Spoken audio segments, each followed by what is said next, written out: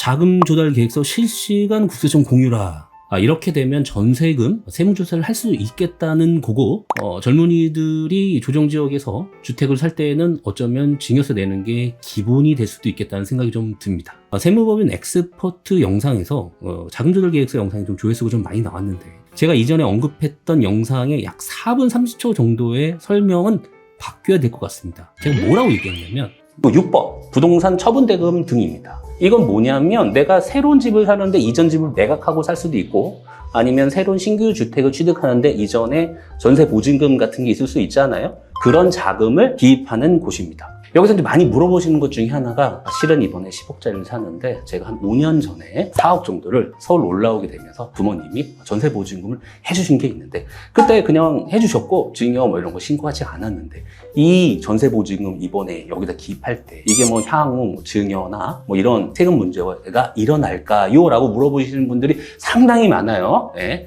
요거 해당되시는 분 깜짝 놀랄 거예요. 이거 내 얘기인데? 네, 하겠죠. 근데 여기에 기입하실 때 몇 년 전에 증여세를 신고하는 보증금이다 하더라도 나중에 소명이 날라왔을 때 이 몇 년 전에 증여받은 이 보증금의 원천을 물어보지는 않는다는 거예요.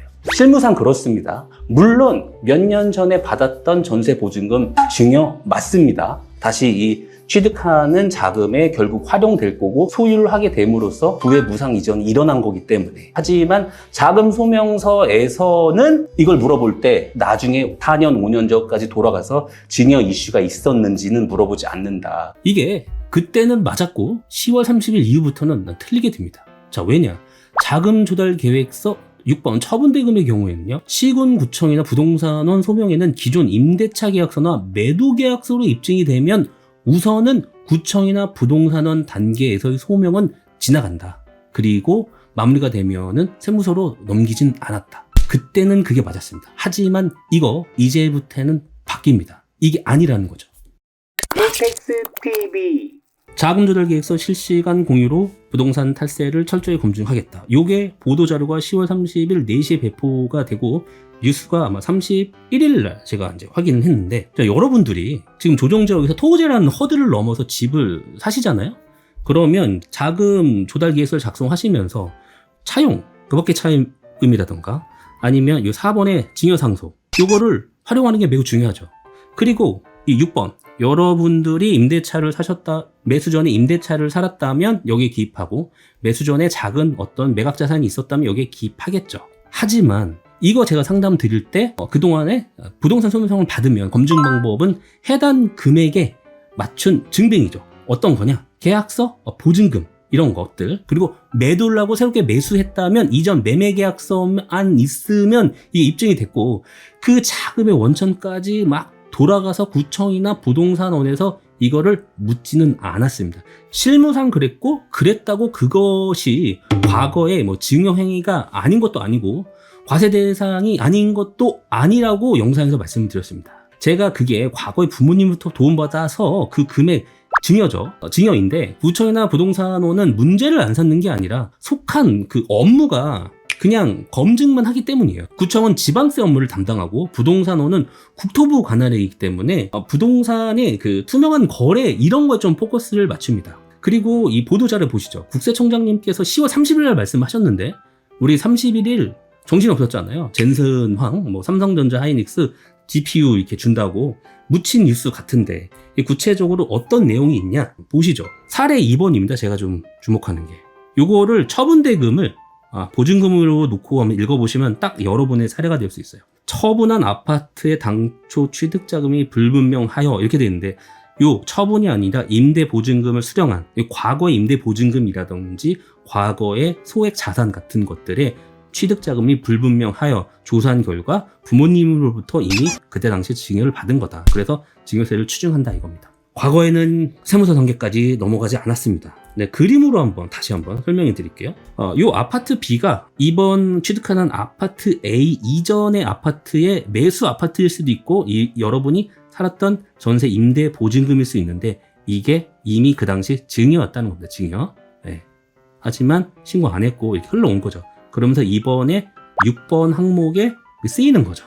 그럴 때 조사를 해서 돌아가 보면 증여 이슈가 분명히 있을 겁니다. 그거를 검증하겠다는 거예요. 실시간으로 공유받아서. 향후 계획도 얘기를 했는데요. 제가 말씀드렸던 자금 조달서 계획서와 증빙 자료를 실시간으로 공유하겠다. 그렇게 하면 증여 등을 정확히 알 수 있겠죠. 그렇게 해서 가족 간 은밀하게 이루어지는 탈세에 대해서 추진하겠다고 이제 얘기를 했고, 더불어 부동산 탈세 신고 센터도 별도로 설치하겠다고 얘기를 한 상태입니다. 근데 예전에 그 보증금도요, 실질적으로 2021년도에 요 주택 임대차 신고가 있었거든요. 맘만 먹으면 그때부터 알 수 있었습니다. 물론 계도 기간이 있고 뭐 그랬지만 임차인의 보증금 정보를 알 수 있잖아요, 이 신고를 보면.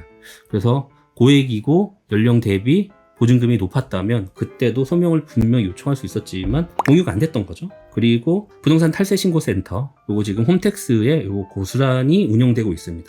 저는 개인적으로 이게 임차인과 임대인 간의 분쟁의 씨앗이 될 수도 있겠다, 단점이 많을 수도 있다라는 말을 좀 드렸고요. 지금 이렇게 진행된 상황입니다. 영상을 마무리하면서 두 가지를 좀 정리해봤는데요. 기한 후 신고로 증여세를 납부하는 방법도 있을 겁니다. 왜냐하면 이게 잘못되면은 부모님의 사업체나 어떤 그런 것까지도 파급될 여지가 있기 때문에 분명히 이전 매각자산, 보증금이라던가 작은 매각자산이 증여로 이루어진 거라면 지금이라도 기한 후 신고로 증여세를 성실하게 납부하는 거. 그게 1번이고요.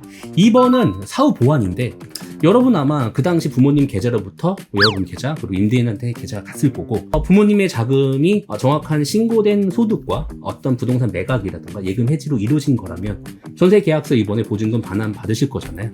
거기에다가 차용증 작성이 필요합니다. 근데 안 하셨겠죠? 그리고 이자 지급을 그동안 하셨어야 되는데 안 하셨겠죠? 요거에 대한 내용은 구체적으로 여기서 얘기하지는 않겠습니다. 왜냐하면 영상으로 계속 얘기하면 뭔가 좋지 않은 효과가 좀 나오는 거를 이전 영상에서 제가 봤기 때문에 요 사후 보완 쪽에서 차용증을 사후 보완하거나 이자를 사후 보완하는 이 조치가 좀 필요할 수 있겠다라는 좀 생각을 하고요. 마무리를 지으면서 다시 한번 또 마무리를 지으면서 기존의 뭐 영상이나 제가 드렸던 상담, 이게 해법을 무시하는 설명은 아니고 제가 실무상 흐름이 그랬다, 그런 걸 제가 말씀드린 거고, 10월 30일 이후에는 좀 많이 달라진다, 요거 좀 집중하시고요. 이 영상 찍으면서 그 전에 영상 이거 괜히 언급했나, 그리고 편집 검토하면서 이거 빼달라고 할까 고민도 많이 했지만 어차피 증여는 증여가 맞으니까 이미 어쩔 수 없고 사후 보완을 잘할 수밖에 이제 없다는 거, 그렇게 생각은 되고요. 이미 어쩔 수 없고 사후 보완을 잘하는 절차로 이제 하셔야겠다. 주택 구매가 점점 제 개인적으로 어려워지는 것 같고요. 그리고 젊은이들 20, 30대가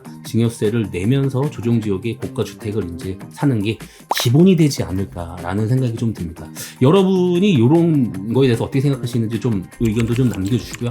오늘 영상을 마치겠습니다. 이 영상 유익하셨다면 구독하시면 매우 좋고, 아니라면 좋아요만이라도 부탁드리겠습니다. 감사합니다.